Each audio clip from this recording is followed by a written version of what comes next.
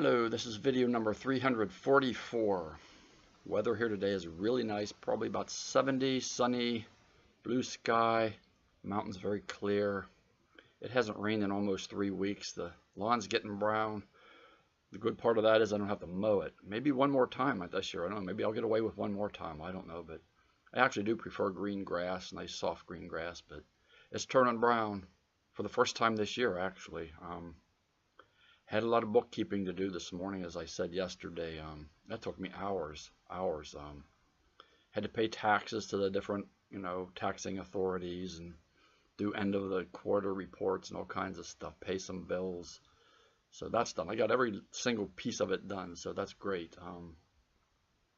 Decided to drive over and get the newspaper again today and came back and did the elliptical. I'm getting really pleased with the elliptical now. I'm actually getting in better shape. I'm happy with that, and my feet don't hurt so much, just a little bit, not too bad. Okay, Eli, his ETA, his estimated time of arrival is in about an hour and 20 minutes, so hard to say how that's going to go. I hope he's having good behavior here. Hope he had a good time, and we get along for the next few days. I'm kind of looking forward to seeing him. I haven't seen him. I was telling my wife this morning, she worries like, oh, is he going to be good or not? And I say, we could use some youthful exuberance around here. And she just kind of rolls her eyes at me, and we'll see. He's always fun. Just if he's not on his good behavior at the beginning, I'll lower the hammer on him, and that'll be that, and he'll be good. And sometimes he just needs that. That's all he needs. Yesterday I did finally sit down and get all of my final thoughts like polished up pretty well on what's going on in benzo withdrawal. I got it all together right after I was finished. Minutes later, someone emailed me who has a colleague, I think I talked about this before, who is very interested in this kind of thing. He's a doctor, I believe, some sort of doctor, so I think he actually doesn't live far from where I live, actually. So anyway, I sent it off to them. They already had the first two things I wrote. I sent this off as my latest work. It's funny because just minutes earlier I'd finished it. I was sitting there kind of basking and like, oh, it's finally done, my final thoughts. So those are my final thoughts until we get together and talk and come up with some other ideas, some thoughts, some outside the box stuff, because I think that's what this is going to take. Let me see. I got 2 emails, well, 3 actually, that I would like to talk about here. The first 2 are very similar, and I don't have a lot to say about them other than they are examples of like when we kind of get pretty far out off of our benzos, and like we had some good stuff going on, and then we get hit again and we can't understand why. Is this normal? And we start freaking out like, well, is there something else wrong with me? So I'll read them here and then maybe talk about them a little bit. The first one, Don, my symptoms are intensifying. I'm frightened. I felt better a few months ago. I don't feel like I will heal. It's almost 16 months. Every day is excruciating. I don't know if working a little bit has caused this. I thought I wanted to work a little because then I feel useful. It does cause some stress, but so does emptying the dishwasher. Have you seen the mental symptoms persist this far out and people recover from them? I've had that horrible exhaustion and fear of being around people. I don't know, Dawn. This really is hellish. Okay. Interesting. And so is emptying the dishwasher. I could not empty the dishwasher or even put dishes in it when I was in withdrawal. That was one thing for some reason I couldn't. I mean, I knew how to open it and look at it, and I knew where all the plates and dishes and different things went, the utensils. It was like I couldn't do it, though. I mean, I could do it, but I felt like I just could not do it. I couldn't make myself do it. So I know how that is. 16 months, yes, mental stuff still. For some people, it just is there. That's just the way of this. I remember one person in particular when I was on benzowithdrawal.com before it went down. One lady who had mostly all physical stuff for a year and like 4 months. She was like 15, 16 months, and then she got this horrid black depression for a few months. And then it did finally go away too. That went away, but she got the mental stuff later. She mostly just had physical stuff for well over a year. And then that all kind of went away. She thought she was healed, and then like the depression hit her, and some other mental stuff. But then she did finally get well. And she hung around for quite some time to help other people. She came over to Benzo Buddies after BenzoWithdrawal.com went down. So it is common. I mean, there is no rhyme or reason for this. It's just, it's hard to believe, I know, that those little pills can cause such mental and emotional misery so long, but they can. I have seen mental symptoms persist this long. Mine persisted until right around 18 months. That's when everything was gone. They started moving out around 14, 15 months, like big time. And it took about 4 months until they finally left. So, yeah. And the horrible exhaustion, too. I had that. It's unbelievable. Withdrawal is just unbelievable. And it is a hellish journey. It really, really is. Okay, the second email. Hi, Don. I don't understand this. Approaching 17 months off, and I am terrified. I'm a total state of terror 24/7 again, and I feel like I'm losing my mind. This is worse than the first coming off for me. I was worse when I was intolerant, and this is how it feels. I feel on the edge of going completely insane, and I just can't do it again. I've suffered for close to 5 years now since I was first ever given a benzo, and then polydrug, with each med sending me crazy. I just can't do this again. Why am I suffering so badly after so long? Maybe there is something wrong with my brain, and this is just how I'll be forever, and that's no way to live. Excuse me.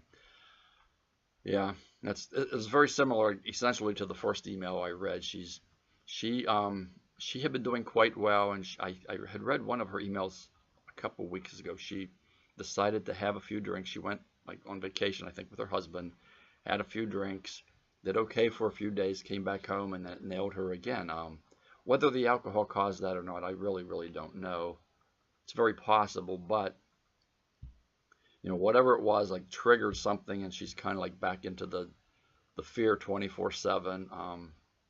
Like you're losing your mind. Yeah, there were so many times in my withdrawal, like, well, a lot of the first year, like where I thought I really was going insane, and that's why I kept reading success stories, because people were telling me, you're not going insane. There's nothing wrong with you other than benzo withdrawal. It will go away, and it will. It does. It does. But I know when you feel like you're going insane, when you've suffered for so long. She apparently did not do well on benzos to begin with, and had the polydrugging like many of us do. Did not react well to those drugs, and then you feel like you're back at square one. I know that feeling. When I got out of the psych hospital, I had suffered for, it wasn't even all that long yet, like just a few months. And I got out of there, and I was just in a horrible, horrible place. I was cold turkey, but I reinstated, and then I thought, I got to do this all over again. I got to go through all of that again. And it's such an enormous kind of feeling, like almost an infinite, like I cannot do this again. So that's why I keep saying, and Baylissa will tell you, it's a day at a time. It's just one day. You get through one day, you've succeeded, go for another day. That's the only way it can be done. It really is the only way. And I know when you think like, well, I feel like I'm back at the beginning again, when you're really not. You're not, but it does feel that way, because when you have windows and you're feeling better, and then all of a sudden, like, you get hit with a wave or something, some sort of an uptick in symptoms or a setback, and you think like, I'm back at the beginning. You're really not, but it does feel that way. That's kind of like Dr. Jennifer. She's getting better. She is actually getting better. She's starting to improve. But she has a lot of the fear still. And she keeps asking, am I back at the beginning where I was way before this? And I say no, because I don't think it is. She actually is improving. When she was going through this before, she went a very, very long time with no improvement whatsoever. We messaged back and forth many, many times. I talked to her on the phone. The first time around was a whole lot worse. She can feel improvement now, and I can tell she is getting better. It's slow, but I think at some point it's going to accelerate for her. But this is just it's a journey through hell. It really is. I understand that. I really, really do. But just because you have like a setback or whatever you want to call this, a wave, does not mean you're back at the beginning. But it feels that way. I know it does, because that's what your brain is telling you. It's lying to you, saying, well, you're right back where you were. I got you right where I want you. But yet there's the other part of the brain. It's like, but I don't want to be here. So it's like there's two parts of the brain fighting each other, battling each other, which is an enormous clue, I think, to this whole thing. But that's another story. That's in the final thoughts that I wrote and sent yesterday. So okay, this email is interesting because I got this, I think it was late last night or early this morning, I believe. And then I wasn't quite sure. I was going to kind of send them to someone else that I know, but then I saw on Facebook that someone else wrote something about this very subject, and then some other people that I know responded. And I just want to go through some of the email here and some of the different things that that I read on Facebook, because this is very interesting. And this is because it says, "Hi Don, I have a question about a treatment for anxiety my therapist wants me to try. I was wondering if you have come across any research or persons experiencing doing EMDR while in benzo withdrawal. I am 7.5 months out, sometimes have intrusive memories, so the fact that EMDR can cause you to process things later on your own concerns me that more stuff could be coming up or that my withdrawal symptoms would increase. While I trust my therapist, she hasn't been through benzo withdrawal, so it makes me nervous. I also know that some people with dissociative issues are not suitable candidates for EMDR. While I am not currently having those problems, I did have problems with it from the benzos before I knew I was in withdrawal. Even an educated guess would help me greatly. Thanks." Okay. Okay, so we talked about EMDR. I mentioned EMDR once or twice before. I don't know exactly what it is, but I do know someone whom I had helped through withdrawal a number of years ago, who in the last year or so is well. Now, he is a therapist, psychologist. He does EMDR. I think that is actually his specialty. His name is Chris Page. He's on Facebook. I mean, if you want to, if you want his email address or anything, you want to contact him, I can certainly get you that information. He's an awesome guy. He's really good. He's a nice guy. He's been through benzo withdrawal. He knows the hell of it. He knows exactly what it feels like. He struggled a lot for quite some time. He got through it though. He's really a nice guy. He knows a lot of stuff. He's a smart guy. Anyway, after I read that, I'm thinking about, well, I should contact Chris Page, and I went to Facebook, and Chris he wrote something on there about the thing that happened in Las Vegas, yesterday or Sunday night, I guess it was. And as I say, he is a therapist, psychologist. He specializes, I think, in EMDR. And he wrote, "One of the most worrisome parts of this horrid tragedy in Las Vegas is the amount of psych drugs that will be prescribed to treat the traumatized victims. ER doctors, crisis workers, staff psychologists need to all be trained in body-based therapies like EMDR, which can be used effectively in one session protocols and can dramatically reduce the perceived need for benzos and antidepressants. Numbing of feelings does not allow the body's natural trauma response to be effectively worked through, which then freezes the energy in the body, further creating symptoms misinterpreted as mental illness." Okay, so he wrote that. Let me see. I'm trying to think of who wrote. Okay, there was this response. Okay, she has been off psych drugs for some time. I used to message with her a good bit, and I spoke with her on the phone a good bit a number of years ago. She wrote this: "Yes, Chris, we know where all this will lead, and I push EMDR big time. Finally healed the trauma the meds suppressed. EMDR is miraculous." Okay, so that was her opinion. Okay, his response was, "As someone trained in it for over 15 years, I have seen miracles happen.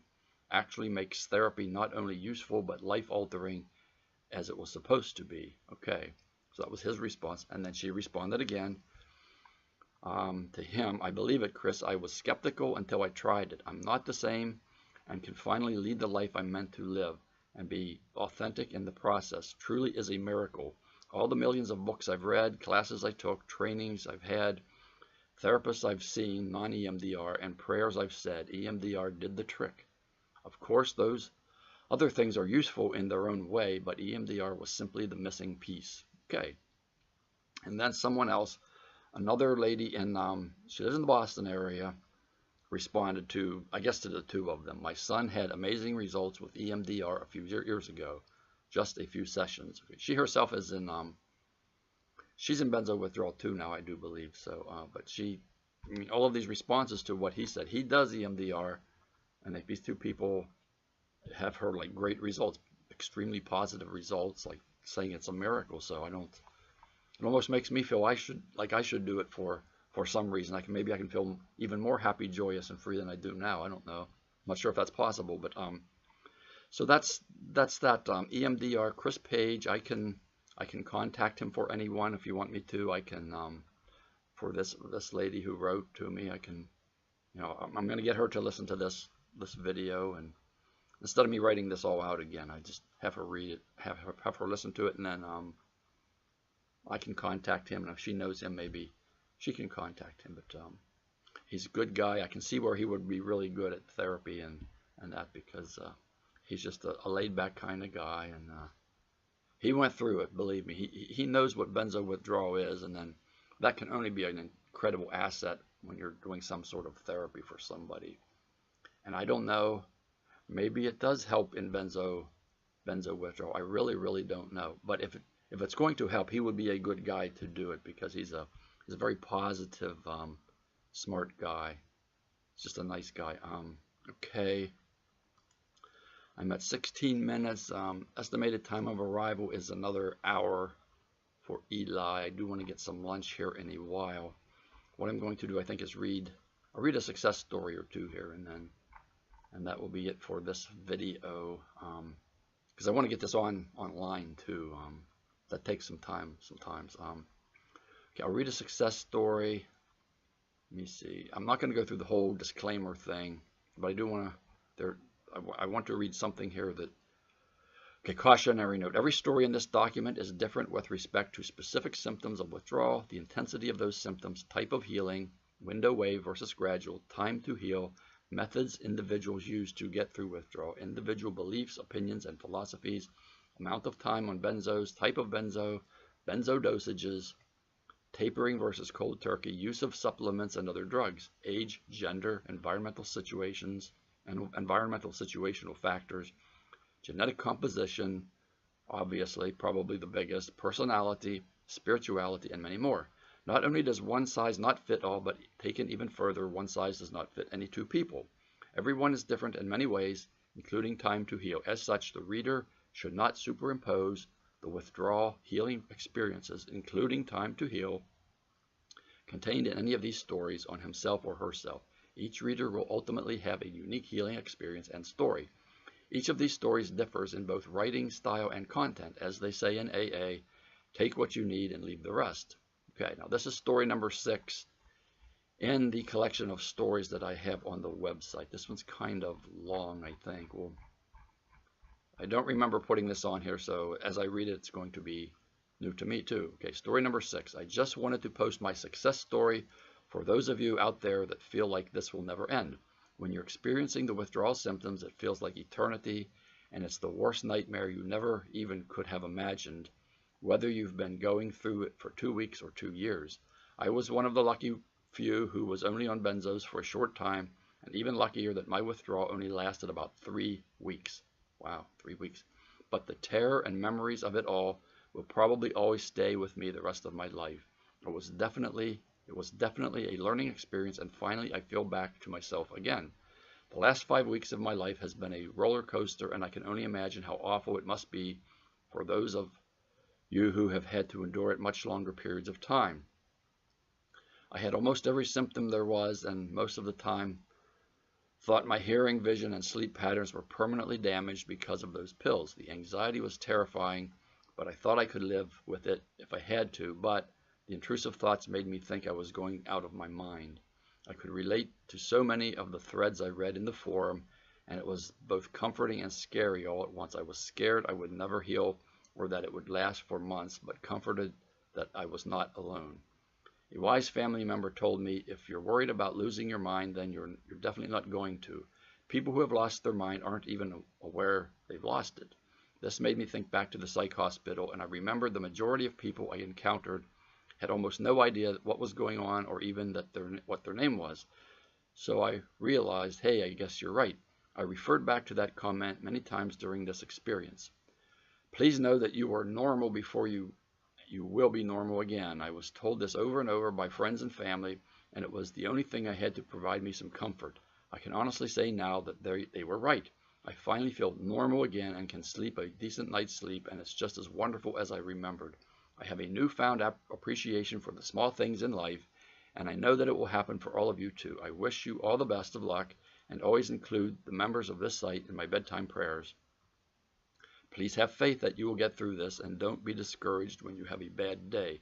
Push through and keep on keeping on. A lot of people like to say that, keep on keeping on. They say that in AA.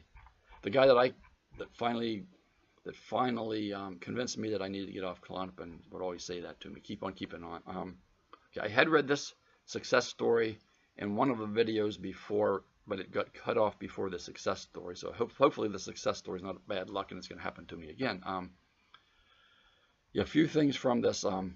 It's interesting. This person, healed rather rapidly. Was only on benzos for apparently a short time. Healed rather rapidly, but will never forget the experience, which speaks to me of how much of a horror story it really is. If the people who prescribe these drugs could actually go through some of this for just a couple weeks, they would understand what everybody's going through. They would have a greater appreciation of the people who are suffering, and they would actually believe it. They would give validation to all of you. And toward the end, he or she makes the comment about the groups, how they are very validating, and they are. The groups are good in that way. Very, very, for me, very, very validating. I needed to know there were other people who thought they were going out of their mind and suffering terribly to know, well, no, I'm not going out of my mind, and I'm not alone. There are other people going through this. He says about going insane, and I have heard that too, that if you're worried about you're going crazy, then you're not going crazy. It's the people who are crazy, insane, that don't worry about being insane. They just think it's normal. I don't know about that. I've heard that a lot, though. So anyway, yeah, that's a good story. But the thing that speaks to me is, even though they only suffered for about 3 weeks in actual withdrawal, post taper or post getting off, they remember how bad it was, and they will always remember it. So that's a pretty good story, and you can't hang your hat on like, well, that person must not have suffered much because it was only 3 weeks. The intensity of suffering, I think, is similar for everyone, whether it takes you a month to get well or whether it takes you many months to get well. And you always remember this. I will always remember how I felt. I can't make myself feel that way again. It's very strange. You recall exactly how much of a horror story it was. That's why I'm here. I know what this feels like. I know the thoughts. I know the panic attacks, the anxiety, the depression, the sheer pure terror of it. That's something you never forget. It's kind of probably like watching a horror movie, and at the time it's like you're in it, you're going through it, and like you're terrified. But then when you think back on it, you remember how you felt terrified, but you're not terrified anymore. I don't know. Anyway, probably like Eli felt when he thought he was going to have to go back into the haunted house in Ocean City, and they told him, "Oh, no, you don't have to. We're not going to make you do that." He remembered it. He didn't want to experience it again. And I think that's the person who wrote this success story. Like, I remember it, but I would never want to do it again. It's probably how that goes. But that's a good story. That's a good one. It's well written, very positive. And you will get through it. Just what he or she says is true. You will get through it. It will happen. It just takes time. And I know when you're going through it and these symptoms are so nasty and bad, especially the mental, but some of the physical ones too. I know people that went through horrendous physical withdrawal, like nasty physical symptoms. And even that, when you get through the physical part, there's this relief. There's this you just feel like it's indescribable how you feel once you get through this. The mental and the physical. I know there's not a word for it, I guess. Like relief is like way too vanilla. It's a much bigger word than that. It feels really good. Like to be on this side is really, really good. To be happy and free, and to know like it's over. It's over. Like for me, and I've talked. Like I still am vigilant in certain ways. Not too. I mean, I can be stressed a lot, and I can handle a lot of stress. But everybody's got a limit, whether you've been in withdrawal or not. You have to remember that. A lot of times it's because we exceeded that limit of stress when we weren't on benzos or anything, that we started having different kinds of symptoms and went to the doctor, and we ended up on a pill and these benzos or an antidepressant or something. And then the real horror story starts. Instead of getting some sort of a non-drug therapy to help us through that, we bowed to the pills, and we got into this mess. If I had known honestly way back when I was having the panic attacks and anxiety that I was kind of doing this to myself, like some of the life situations at the time, and then I was drinking on top of that, all of that put together, like, about did me in. Interestingly, my doctor told me, well, take these pills, get the script filled, take these pills, and then go see a therapist. Well, once you're on the pills, a lot of times, like, game over. You can't, the pills kind of take control of your brain and how you feel and what you think, and there is no therapy unless you get off the pills and go maybe through a withdrawal or something. So that's kind of how that goes. I don't think they understand that, and most of them never will. They just never will until one day we actually crack this nut and show beyond a reasonable doubt scientifically this is what is happening to the brain. This is what these drugs cause the brain actually to do to itself. It attacks itself in a almost in a literal way, I think. It is then that something, I think, that's very convincing. That's convincing evidence. Then people will know the truth. And what's hard is, like, the drugs do seem to benefit some people in some ways. But then for those of us that they really never did benefit, and we try to come off, and they're making us worse. We try to come off, and then there's a withdrawal too. It's just so unfair. It's cruel. But one day people will understand that, I think, because it will be shown in some scientific way or with some incredible logic that, like, this is what these drugs cause the central nervous system of some people to do to itself. I think so. That day's coming, I'm pretty sure, but I'd kind of like to see it myself, but we'll see. Always the optimist here, the eternal optimist. I hope it happens, like, soon, and it can help with a bunch of you to get through this more rapidly, because I know you're going through a hard hell on earth kind of thing here, but it does end. And as I always say, you are healing. You are healing. Like those first two emails I read, like 16, 17 months out there, the two of them, and it feels like it's not going to happen. I'm permanently damaged. I was feeling better, now I've gone backwards. I don't think you go backwards at all. I think the brain just, you get a wave or something, you're still healing, but it just feels like you start to be convinced that I have gone backwards. I'm back at step one. Well, you're really not. It just feels that way. There were times where I thought that too, where I'd have days, especially like in the afternoons and evenings, where it wasn't so bad, and then you wake up in the morning, like, well, I'm back at square one. I feel like garbage again. I'm terrified. I'm depressed. I have to face another day.